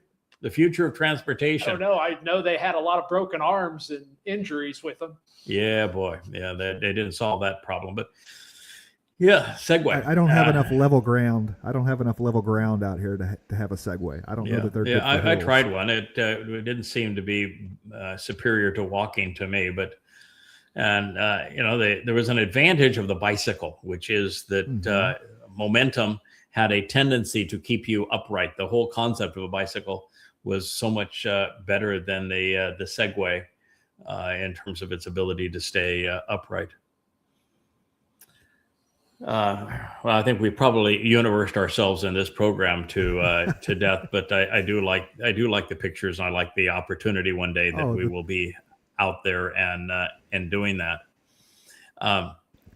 This next statement, if you read what's on to the right, he says, I categorically reject the recognition of Qatar as a state. Qatar is not a state. It's a family business, a mafia state, which is achieved as a result of bribery and corruption. This is because the government of Qatar, and which is Qatar, is denouncing the creation of a Somaliland carved out of Somalia. First of all, Israel was thus far, I think, the only nation that has recognized Somaliland carved out of Somalia. While Israel shouldn't be in the business of recognizing Goyim political enterprises, particularly those of a Muslim persuasion, and that is really, it shows that Israel still doesn't pay any attention to what Yahweh instructed them to do pursuant to the ways, political and religious ways of the Goyim. But the fact is that Somalia is like the Sudan. You can't screw that up. I mean, there you get to a point where things are so bad that you can't make them worse. I mean, we figured out how to make Libya worse. We figured out how to make Iraq work. We figured out how to make Afghanistan worse. We figured out a way to make Syria work. We figured out a way to make Ukraine worse. We figured out a way to make Vietnam worse. The United States is really good at making somewhat bad situations and sometimes really bad situations much, much worse. We're good at that. Indeed. But you can reach, there is a bottom to this. Somalia and Sudan, right? They are the example. They are the exemplar of, it just doesn't get worse than that. Aren't they like the lowest IQ on the African continent? No, I actually think that's on the west side, but there are Islamic countries in Africa where the average IQ is about 45 to 50. Wow. And so, I mean, that's half of wit. You're not even a half-tard at that point, at that kind of an IQ level. But yes, there are 45s to 50s. And Somalia happens to, well, you just look at the Somalians in Minnesota or the Ilar Omar of Somalia being in Congress. I mean, they're half-wits. I guess that is a half-wit if you're 50 IQ, right? With 100 being used to be normal. I don't think 100 IQ is normal anymore. I think it's probably in the 85 range would be more normal today because what we've done to corrupt people's thinking. But what he is saying is that that when Qatar says, I denounce your recognition of Somaliland, and again, I would make the point that there is nothing you could do that would be worse than Somalia as it is. And so if you have a breakaway state, no matter how corrupt it is, it can't be worse than Somalia. Now, but the issue here is something that very few people have recognized. I've said it now, back in the Shattering Myths days when I had IQ al-Rasuli as my guest on those programs, and which IQ al-Rasuli means I am the thinking messenger, because Rasuli is the Arabic word for messenger. Muhammad claimed to be the Rasuli of Allah. And IQ means I'm a thinking messenger as opposed to a illiterate, dumb-witted messenger as was Muhammad. But IQ al-Rasuli was my regular guest on that syndicated program called Shattering Myths. And on it, I would always refer to Islam as a criminal enterprise. That's what it was. It was Muhammad's way of robbing people. He was exceedingly good at being a thief. And if it wasn't for thievery, there would be no Islam. The opening act of Islam is Muhammad, and the Quran verifies this, robbing a Quraysh caravan. The Quraysh was his own kin. And he robbed them, enslaved them, plundered them, ransomed them.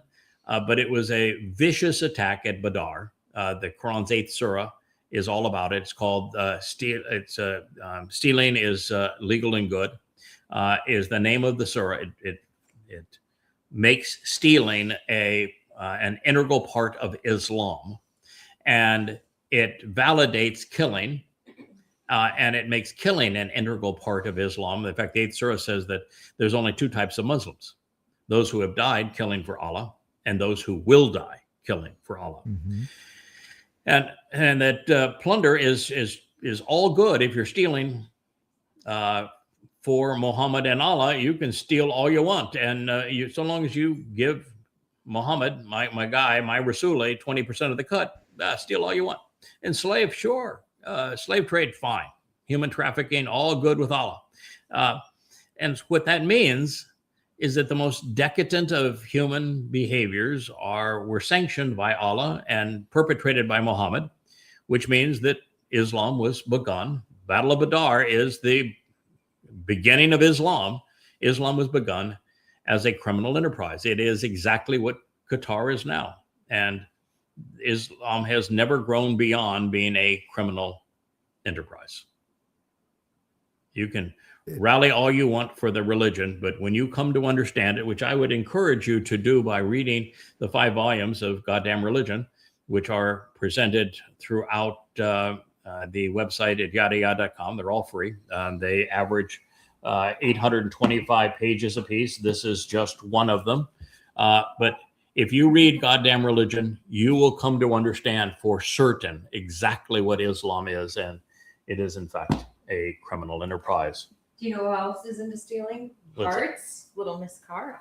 Oh, She's Cara. into stealing hearts. Okay, well, this is not the co-host that introduced the show. This is Cara, a younger version and a girly version of Wookiee. We will get one day having Cara and Wookiee do a show together and introduce the program. But at this point, Cara's a little young for co-hosting. So that's a pretty bold statement, but it's irrefutable. No one has ever refuted anything in Goddamn Religion. The 5 volumes of it, 4,200 pages of evidence, all brought out of the Islamic scriptures. My sole sources are the 5 oldest books in Islam, and I present the entire Quran, rearranged in chronological order, set into the context of Muhammad's life through the Sunnah of the Hadith. The book is irrefutable because if you were to try to challenge anything in the book, you're undermining the credibility of the Quran and Hadith, and that's all there is to Islam. So it is irrefutable, and what it proves is that not only is Islam a death cult, but that it was conceived as a criminal enterprise and remains that. There's no refuting that. I think you can look throughout the Muslim world and not see one positive, even with the wealth of not Qatar. What they build the islands out there, Arab Emirates and all. Oh of them. Yes, yeah. They like to show off their wealth with building islands and all the whole nine. It's still built on slavery. It's still built on everything that Islam goes for. Yes, it's the workers are all slaves. That the Muslims don't work. The Muslims didn't work in Muhammad's day either. That's why they became terrorists. They stole their wealth. They didn't create wealth. Islam has never created wealth. It is very good at plundering wealth. This is something that bothers me a great deal. There are so many, and it's now the shrill voice of the Candace Owens and the Nick Fuentes and Tucker Ridiculouson screaming that the United States is funding Israel and they shouldn't be funding Israel. America first, death to the Jews. The 3.3 billion, which by the way isn't even a rounding error. That takes place between 9 o'clock in the morning and 9:01 in the morning is about how long it takes the United States to go through $3.3 billion. When you're $38 trillion in debt, 3.3 billion isn't even worth a sneeze. But the 3.3 billion, not only is there a reciprocal for that, which is that it can only be taken in military hardware made in the United States that Israel must improve on. And then everything that Israel does to improve on it has to be given freely to the United States. So the R&D, the most effective R&D arm for the U.S. military for this $3.3 billion worth of military hardware, and they're paying for the innovations that the Israelis provide, which are far greater than what we do even in DARPA. But that's not the point I want to make. Do you know why the United States gives $3.3 billion? Why that number exists in military hardware? The Sinai. Well, I don't know about the number, but it was over the Sinai. Yeah. Correct. Yeah, back in the 6 Days War, the Egyptians lost the Sinai to the Israelis. And in war, if you have declared war against somebody and you rally all of these your fellow allies to destroy a country, and you've openly declared that this war is to destroy Israel, and you've rallied all the allies around the Middle East to destroy Israel, and you lose because Egypt lost the Sinai, and had the United States said, "Okay, that's you," who was, and the United States wasn't even an ally of Israel at the time, and Israel wasn't using, for the most part, American weapons unless they could buy them on the black market at the time, 1967. The U.S. intervened not to protect Israel, not on behalf of Israel, on behalf of Egypt. And it told Israel that if they continued to do this, that it would go from a quasi-neutral party to an adversary of Israel. And that Israel could not conquer Cairo, could not conquer Damascus, of which it would have done in that 1967 war, and would have controlled Damascus and all of Syria and all of Egypt, which would have been in the world's best interest. But the United States said no. And beyond that, you have to disgorge Sinai, which had no value to anybody except as a buffer. And the reason was that theretofore, Egypt was a client of the Russians. They bought their military hardware from Russia, and the United States CIA and government and the elite in the United States wanted Egypt to be forced into buying American weaponry. And the only way to make that happen and to sidestep the Soviet Union at the time was to control Israel and to dictate what Israel could or could not do. And so the United States made a deal with Israel, said, if you leave Sinai and return it to Egypt, Egypt will buy American weapons. And from that point on, we will reward you with $3.3 billion worth of military benefit for you leaving the Sinai, which would replace the deterrent factor of Sinai. Be lots of strings attached to that. But no one has realized what the United States got out of it, which was a client state in Egypt. And that's what the United States got out of that deal. And to welch on it now and say we're not going to continue it would put the United States as just one more untrustworthy move by a nation that does many things which are untrustworthy. But military aid to Israel is a deal. Yeah, what does Israel say? Hey, we want the Sinai back. We're going to go take it. I mean, all of those agreements had many things that could not happen. Like the Egypt could not militarize the Sinai, but it has, and the United States has not forced Egypt to live within their means. And by the way, Egypt is now buying Russian military hardware. And most of the world is now buying Russian military hardware because it doesn't come with the same strings that American hardware does, where you either capitulate to America being the dominant factor in the world, and it's our sandbox, and your sandbox is our sandbox, or we won't supply you. So, but anyway, it's a deal that the United States made a fortune on, far more than $3.3 billion a year, by being the arms manufacturer for Egypt and other nations as a result of it.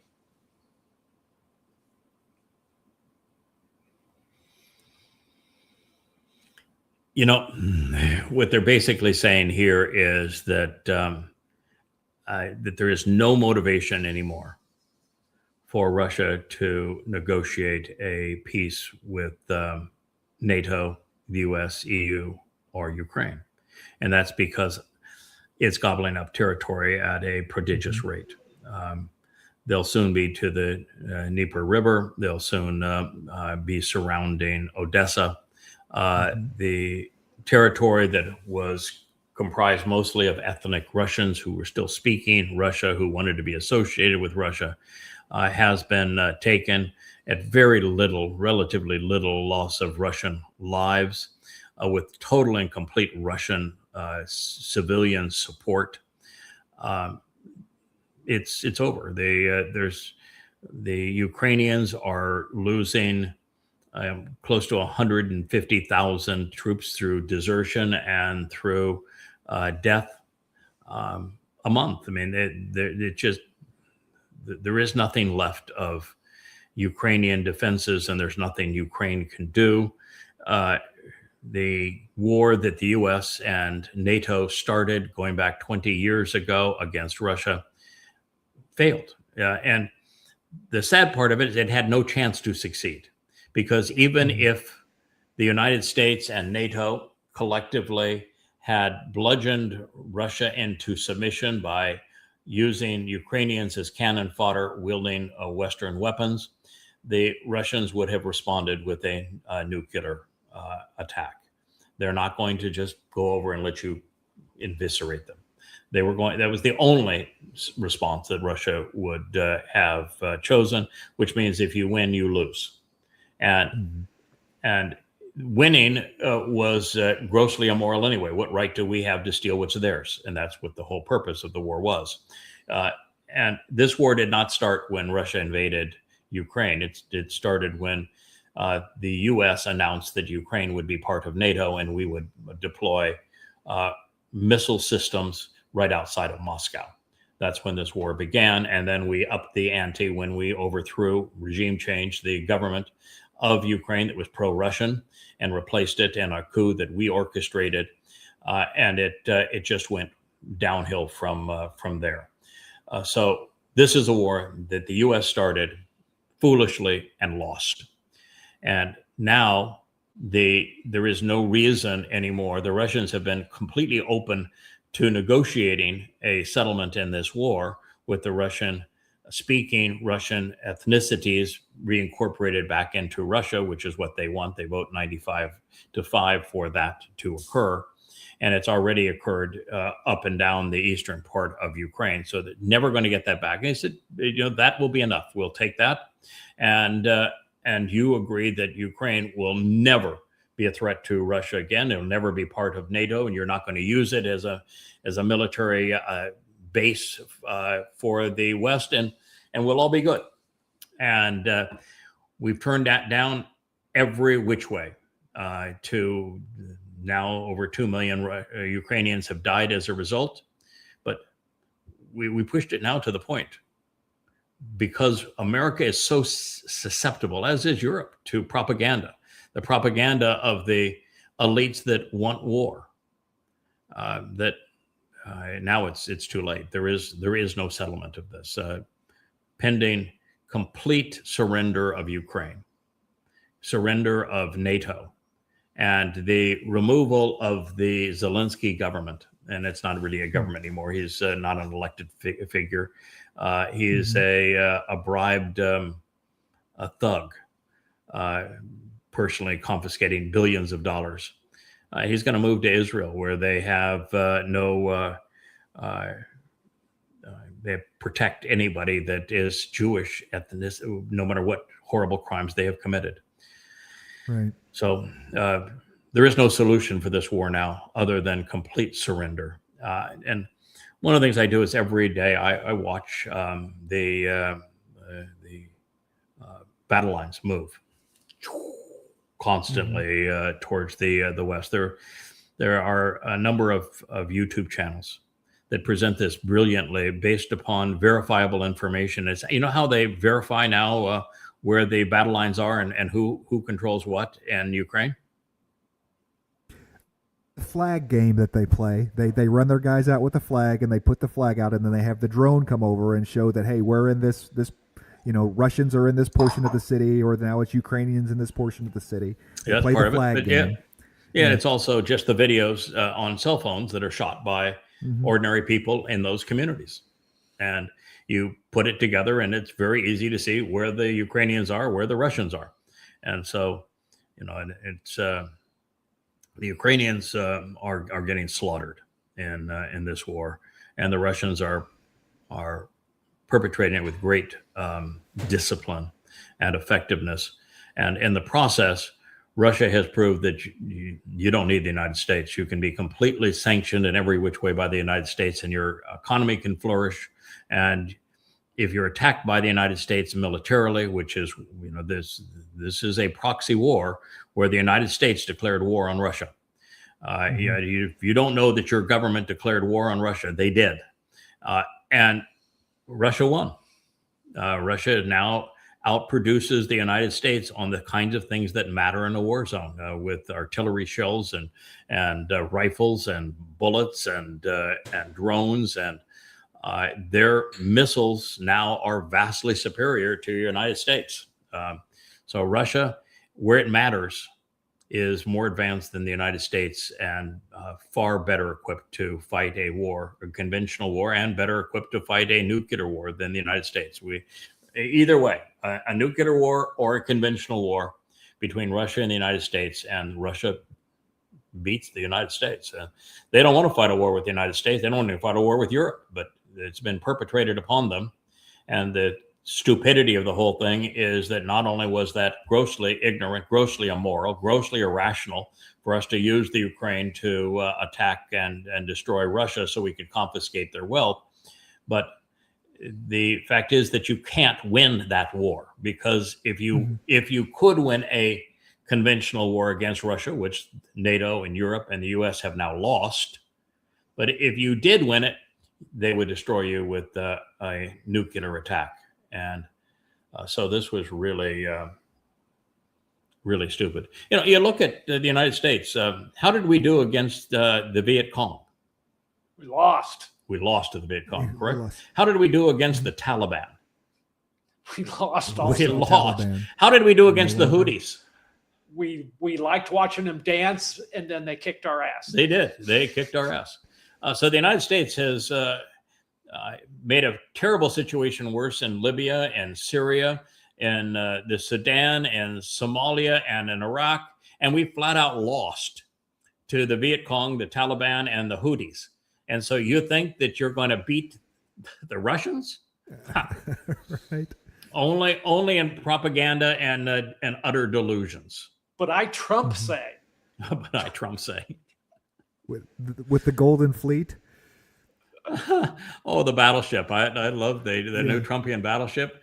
The mess hall is McDonald's, and the hood ornament is a statue of the Donald. It'll all be gold plated. Mm-hmm.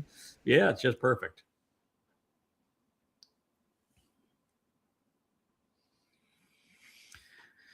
Yeah, so this is somebody who's saying something that is factually true, but now irrelevant. And that is that we had the opportunity to see what a Palestinian state would look like, or a two-state solution would look like, when in 2005, George Bush forced Israel to give up Gaza. Mm-hmm. And we saw what happened in Gaza. There wasn't a single Jew in Gaza. It wasn't occupied territory, not a single Jew. And what happened in Gaza? It turned into nothing but a military zone geared to kill Jews, is what it turned out to be. Lines. Yeah. So we know what a Muslim state carved out of Israel looks like. It looks like Gaza. And so he's saying, because of that in 2005, and the Muslims being given, he won't use the term Muslims, but Muslims being given, I won't use the term Palestinian because there is no such thing. But there are Muslims. And by giving the Muslims a state in proximity to Israel, what it turned out to be is a means to bludgeon, rape, plunder, abduct, and kill Jews. So he's saying, therefore, since the two-state solution was abused by he won't say Muslims, but I will, it doesn't exist anymore. It's not on the table anymore. Wrong. because the whole purpose of Al-Aqsa flood was not to invade Israel. It wasn't to rape Jews. It wasn't to abduct Jews. It wasn't to murder Jews. It wasn't to conquer Israel. The purpose of Al-Aqsa flood on October 7th, 23, was to taunt Israel into destroying Gaza. That was the purpose. Yes. Because they knew that if Israel destroyed Gaza, children, and destroyed my home, and you're unfair, you dastard, you're terrible Jews, you're colonializers, you're occupiers, you're just bad Jews. That's the image. Marxists bought it. Muslims bought it. States throughout the world bought it to the turn of about 90%. Jews bad. I heard a guy that I've listened to 100 times talk about the conditions in Ukraine vis-a-vis the Russian war, saying that he wants another war between Israel and Iran because it will destroy Israel. And in his view, Israel is the cancer in the Middle East. Wow. And this guy who likes to equate himself to the shirts that he wears and is an ex-CIA analyst, actually said, "Yeah, I want Israel destroyed. That's what I want. I want Israel destroyed because it is the cancer of the Middle East, not Islam." That's how stupid the people are that used to advise the CIA and now are influencers online. But here's the deal. Because Israel did this thing, the thing that I begged Israel not to do not go and confront Hamas thinking you can eliminate Hamas. Instead, recognize that Hamas is an expression of Islam. You cannot beat a religious foe with bullets and bombs. Don't do that. Because if you do that, you're going to make it worse. And they did that. They made it worse.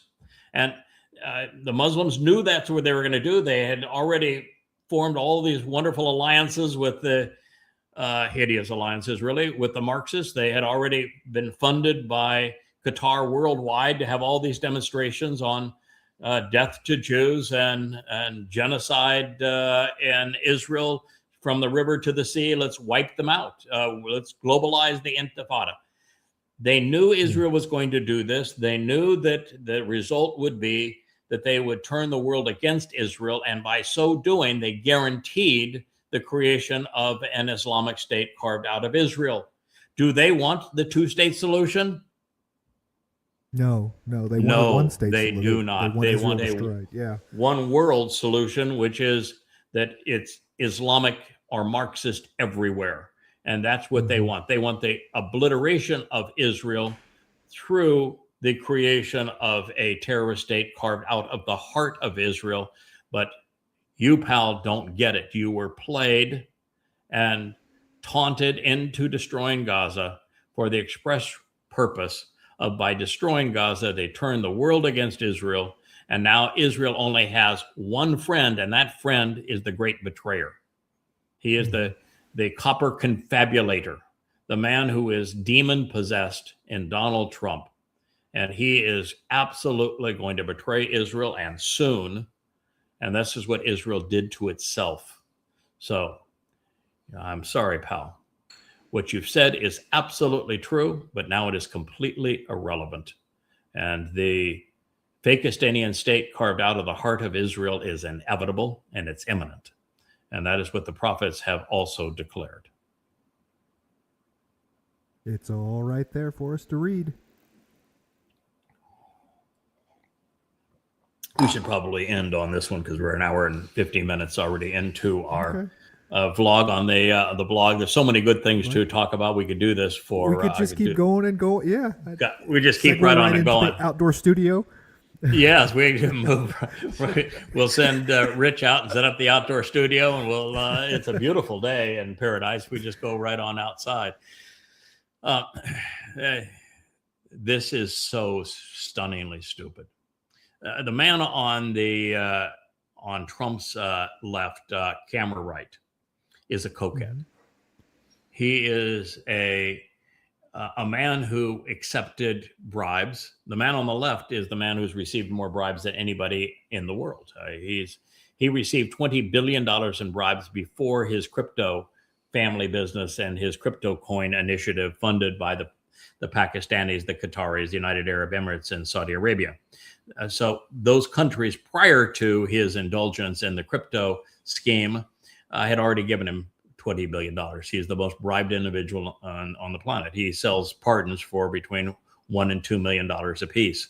He is complete and utter scum. And he is the man who has toyed with the man on his left in the sense of completely destroying him in their first meeting in the White House, where Trump was just flat out disgustingly rude.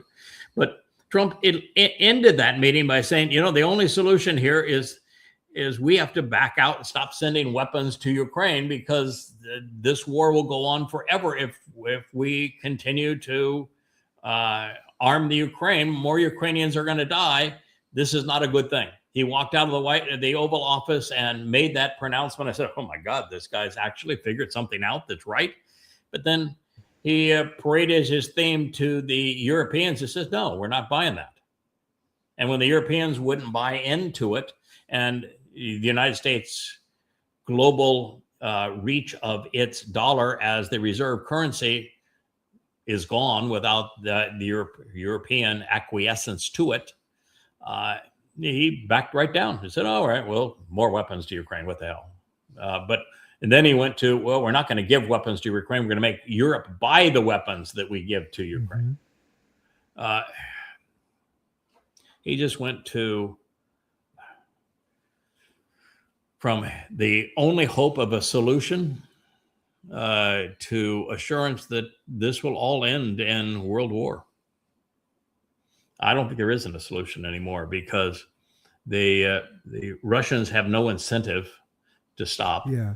And the we Europeans have nothing to bring to the table to them. They have nothing to bring to the table, and nothing left of NATO. There's nothing left of the EU. There's nothing left really of the US. And so by pursuing this, we made in every possible way a bad situation worse, including in Ukraine, but also in terms of America's standing in the world. They got absolutely played for a fool. And there is no solution anymore. Russia has everything it wanted. Yeah. It has Donbass. It's protecting those ethnically Russian people, and it has Crimea. So Russia's like, do you want us to keep going? You know, we could stop at any time. We have what we want, but ultimately Russia's going to take Odessa too, and turn the Black Sea into its own pond, and eliminate the influence of Europe through Ukraine into the Black Sea. And since Turkey is dependent upon Russia for energy, just as Germany was, they saw what happened to Germany when you changed that.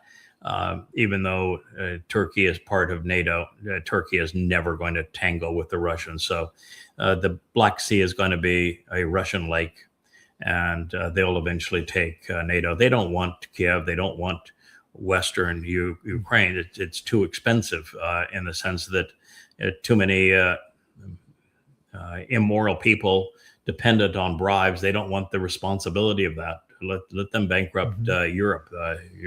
Russia doesn't want that. They just want their Russian-speaking obelisks, and that goes all the way to the point where they'll likely take Odessa, and there won't be anything left.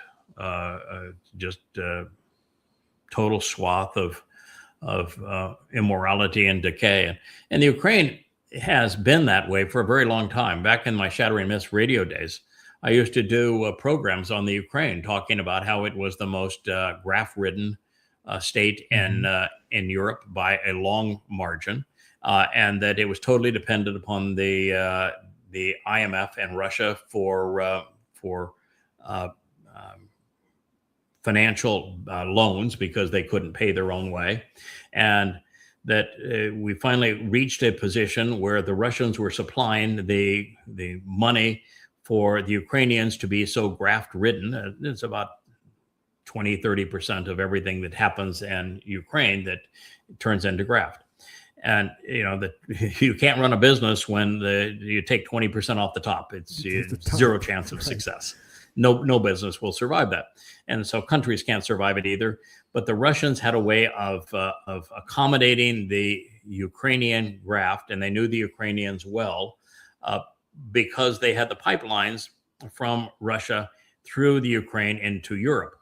And so they could say the transit fees will be our your return on our loans. That's the interest on our loans. Mm-hmm. Yeah, but the IMF wanted to be the source of funds that they had no way to collect, and this then led to the coup of regime change, and from the pro-Russian to the anti-Russian crew, and then our decision that we would weaponize Ukraine to attack Russia. And this is what happened, and it all backfired because rather than the IMF being ripped off by about $2 billion a year, which was really all that required. Ukraine's not all that big. Now we're in it for $100 billion a year. And and the country is now completely destroyed. So it was such a horrible calculus going back over that time, and with people that that prior to the Nazis controlling Germany and then much of Europe, the Ukrainians were more savage than the Nazis actually ever became.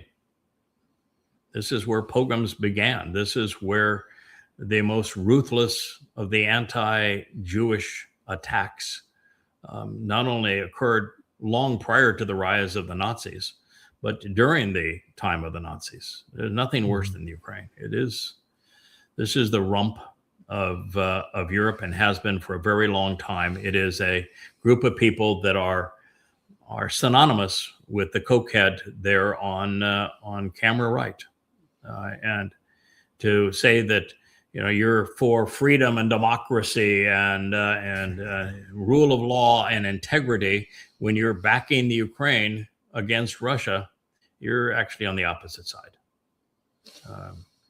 You are promoting and sponsoring and encouraging and siding with all manner of graft, of dictatorships, of militarism and belligerence, and it's a real shame that the world has come to the point where the heads of state now are as disgusting and reprehensible as they are in Ukraine, in the United States, and throughout Europe. I'm not sure there's a decent leader in the whole of Europe. I mean, Orban might be the closest, but I wouldn't trust. I'd count my fingers after I shook hands with him.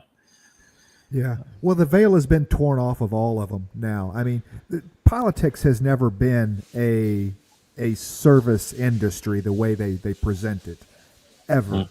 Okay. But the veil has completely been torn off now with the corruption, and it's overtly a money-making scheme to hold office. Yes, it is. Well, look at Trump.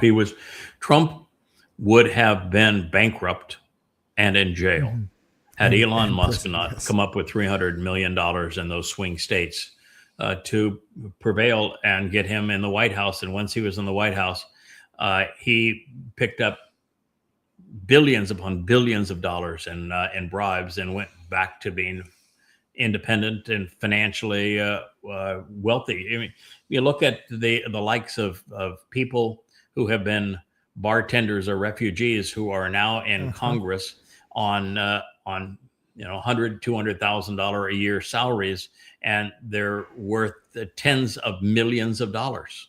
It's all because of graft. Yeah. It's all because of graft, and the United States seems to accept it. So, politics in America, you may think we have a democracy. We don't have a democracy. It's you're just being entertained. You're being played by propaganda, and whether you're religious or patriotic, you've been played, and you're a fool to have been played. You're religion is untrue, your politics is untrue, YAHOWAH is correct, and diminishing all of those. That's, by the way, a very fancy microphone you have there. I see that microphone now on a number of the more popular programs on YouTube, that it seems to have some controls on the mic. You know, I'm using here the Shure 7B, which is the microphone of choice for the last I just passed the Stone Age, I think. That they 73, 74 when this first came out. Yeah, 73, 74. Michael Jackson did Thriller. Yep. On this microphone, as a matter of fact. Okay. And it's the ubiquitous choice of most vloggers worldwide is the Shure 7B. But it's popular because it's reliable. It does its thing, and it does its thing in a very effective way. The thing that you've got there, who's the manufacturer of that? This is the Blue Yeti. I'm not sure who manufactured The Blue Yeti. I'm familiar with the Blue Yeti. You are familiar with It's very popular in the talk because it's a USB mic rather than a. Oh, it's a USB mic. Okay. Yep. So yeah, we looked at back in the day. You have to make you're making 1,000 decisions to do this vlog thing. I mean, from mics to lights to sound processors, video processing, cameras. It's really 1,000 decisions that you're making, and one of the decisions is, are you going to mic yourself this way, which is the more standard? Back in my days of radio, we used these kinds of mics and the cables and the connectors. But now they have an entirely different approach where you go USB all the way, which means that the forthright sound box that we're using as the mixer, it's a different approach entirely to managing sound. Yeah, but if you're an individual by yourself jumping into a podcast and still have other guests coming up remotely, the Yeti's a good mic. You know, there's an adapter for the SM7B that turns it into a USB mic, and a lot of people are using that also. Yep. So anyway, that's XLR. That's the standard. That's the standard connection that we have here, and you can see it's been elongated by that added bit of silver that I showed you, because we have a preamp that also charges this system, and then we've gone to the forthright Scarlett was the choice that everybody had. I think I bought 4 of them. They're only $100 a piece. And now we've gone to a box that makes it, it's like comparing the we have an 8-channel. It's 8-channel, comparing the Yeti to a mouse running through the woods. So it's quite the difference. But that's it. That is the mic of choice now by many of the non-studio vloggers who are doing a show typically where they don't have all of the backup that you'd have if somebody actually being, they don't have a Rich as king of the cables. Right. This is the only one Mom would let me have in her basement. So this is the only one that Mom. Yeah, that's when we started this. When YAHOWAH said, "I want you to do vlogging," and I said, well, "Vlogging, that's a teenager in Mom's basement." I was a teenager back 400 years ago. So no, we're not doing that. I didn't say we're not doing that. I never tell God you're not doing something, because he's always smarter than I am. So are you sure? Are you sure we're going to be doing that? So here we are. Anyway, that's probably a good place. We've done 2 hours of the vlog on the blog. I'll bet you there's another 20 posts there that I would love to comment on, because this is such a wonderful way to cut through the chase, tell you really what's happening in the world, provide a more accurate rendering of the news, tell you what you ought to be concerned about, where you're being lied to, what things really mean when Trump has his arm on Zelensky's shoulder, and Zelensky is got that smirk there. What does that really mean? how did this start? Where is it going? How does the money change hands? And what is the off-ramp? And, here you happen to have an off-ramp, which is if the U.S. were to prevail and regime change and the destruction of Russia, it's going to be the annihilation of the U.S. and Europe through nuclear war. And if you lose, it's going to be the loss of a couple of million lives and hundreds of billions of dollars, the trashing of your economy because you put sanctions on Russia and confiscated their sovereign wealth, which means that no one now trusts the U.S., which means we're no longer in a dominant position and for reserve currency. You need to know what all the implications are of these things, so you're not just a typical patriot saying, go. I'm for Zelensky. I'm against that Putin guy. You're just being played for a fool.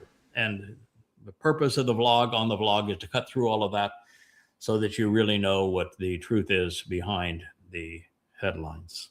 Because you're certainly not going to find it if you're only blogging.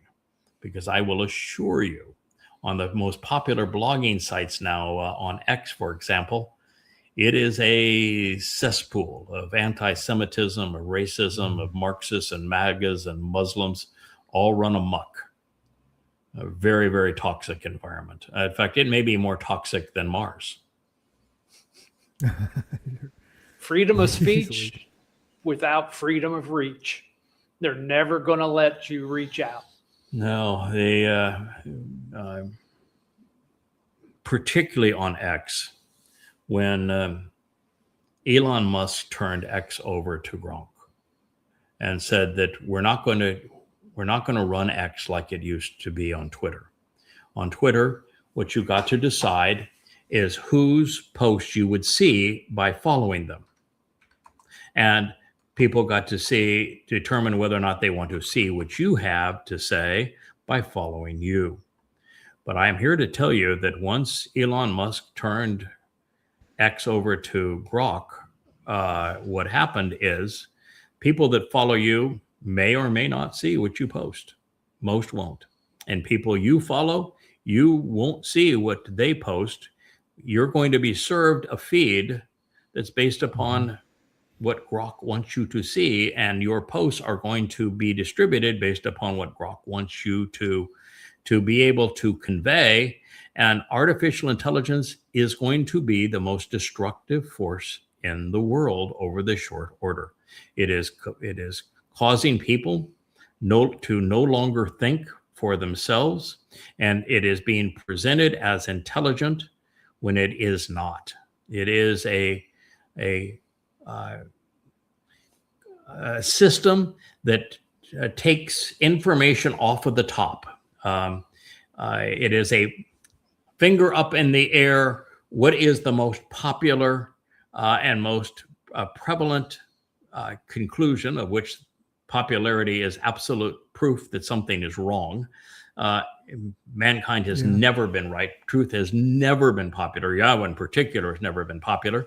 So it amalgamizes the most popular deceptions of the time and calls that an answer. It does very shallow research, if any at all, and it most certainly isn't moral, most certainly isn't judgmental, cannot process anything from somebody who is cutting edge. If you are promoting that which is much more innovative, like every PhD is supposed to write a dissertation where they're advancing the extent of human knowledge. It is incapable of processing that. My 35 books all take us way beyond where we were previously relative to God. It is absolutely opposed to anything like this. And so Gronk cannot take you into the future, cannot take you beyond where man is wallowing right now, and is incapable of learning, and is incapable of exercising good judgment, and is precluding many people. Just like when we came out with the calculator and I said, this is going to be a problem because people aren't going to process math in their heads anymore. They're not going to be able to reason in their heads anymore. We're going to destroy people's ability to think when we destroy their desire to process math and probabilities in their heads. And it's what happened. And then when we came up with the smartphone so that everything was in the palm of your hands, people react to the world through it as opposed to interacting with one another or thinking on their own or doing some research on their own. It has really become a very dangerous position. And then educationally, we started indoctrinating people as opposed to teaching them how to think. We made thinking a negative because that's being judgmental. Parenting the platitudes of those who control the academic situation, that became the mantra. And now we have two generations who simply spew political platitudes that are wholly inconsistent with reality. And it's a very dangerous spot that we have put ourselves in. And then the social media is now amplifying this voice of nonsense. There are very few thoughtful, judgmental, well-informed, rational people in the world today. Very few. And those two guys that are above you there, they are not included in that group. And, Yah was really clear. Ignorance is not bliss. What does he say about ignorance? It is the killing My people perish. My people die. My people perish for lack of knowledge. Yeah. My people are destroyed for lack of knowing. Yeah, ignorance is not bliss. And particularly as we move through this next 7.5 years that are going to be so horrific, it's going to be hell on earth. And your ignorance is not going to be your friend. The ignorance of Islam has caused hundreds of millions of people to die and for the world to be robbed of freedom. And Marxism is very quickly catching up with Islam in terms of being destructive, being thieving, being counterproductive and murderous. And these two horrible mindsets have now merged of Marxism and Muslims, such that the world's in a very precarious place. And then you have a man who is clearly demon possessed. The corporeal manifestation of Satan is the man wearing that pink tie right there. He is the person that Christians were looking for as the Antichrist. That's the man. He is the corporeal manifestation of Satan, and we know exactly what he is going to do and when he's going to do it over the next 7.5 years. And it's going to literally be hell on earth. Billions are going to die. Economies are going to be shuttered. The United States has played its economic hand now to the point where it is absolutely certain that within the next 5 years, and likely within a shorter window still, the U.S. is going to move into hyperinflation because we have no one to buy our bonds. No one. No one. $4 trillion gets rolled over every year. There's no one to buy them, which means the only way that we can create the illusion of solvency and not default in the U.S. is quantitative easing, which is the Fed creating the illusion of purchasing the bonds by just creating more money. And when you inflate the monetary supply without substance, it destroys the value of the currency. From the time that I was born 70 years ago to today, the US dollar has 1% of its value. It's lost 99% of its value over those 70 years. And it's losing its value now at an exponential rate. And so the only ploy the U.S. has at this point, based on all of the malfeasance that it has perpetrated over these decades, is hyperinflation. And the result of hyperinflation will be default. And then the result of default will be the reset. And the reset will rob everyone of their savings and everyone of all value. and put everyone in a position where you will have an electronic currency that is a leash on you. And you will only get money to spend where they want you to spend it if you're considered to be a very good boy or girl and you're acquiescing to what they want. And so this is the future. It will all play out in the next 5 years in the United States and in Europe, also in Japan. So you got a 5-year window max, and it could play out in 3 years. It's total economic collapse. This is why Trump knows he's not running for re-election again. He's not leaving the White House. He will leave the White House, and America in 2030 is going to Israel because he wants to be God of the world as opposed to just God of the United States and Europe. But that is inevitable, and we are putting ourselves in the crosshairs of world war because China is not going to put up with our nonsense, and Russia is not putting up with our nonsense. And the United States can't defend itself. So we are headed to world war. We are certain for economic collapse. And we have put ourselves in a position where the sources of information are even more corrupt and more erroneous than was the mainstream media. The mainstream media, I always used to say that 90% of what you read about anything of substance is wrong. I mean, if you were an expert in any subject, which I'm an expert in many subjects, not in all subjects, obviously, but many subjects, I'm probably as much of an expert as anybody in the world. And I recognized that everything that I was reading was erroneous regarding those subjects. And as bad as that is, social media is worse. And people no longer have the filter to discern right from wrong. They don't know how to process information judgmentally. They don't know how to be discriminating and judgmental.